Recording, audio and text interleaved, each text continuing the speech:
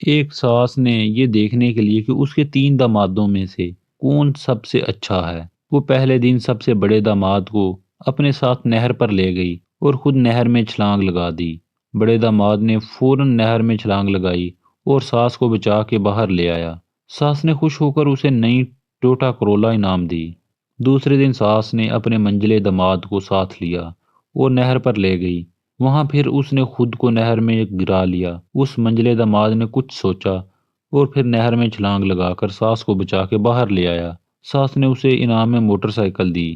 اسی طرح تیسرے دن اس نے اپنے سب سے چھوٹے داماد کو ساتھ لیا اور نہر پر لے گئی اور حسب سابق اس نے خود کو نہر میں گرا دیا۔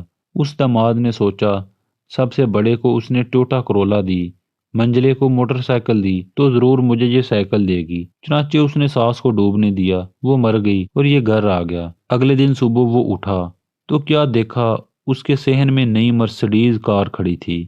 اس نے اپنے باپ سے پوچھا، ابا یہ گاڑی کون یہاں کھڑی کر کے گیا ہے؟ اس کا باپ بولا، بیٹا رات کو تمہارے سسر صاحب آئے تھے اور کہہ رہے تھے یہ میری طرف سے آپ کے بیٹے کا انعام ہے۔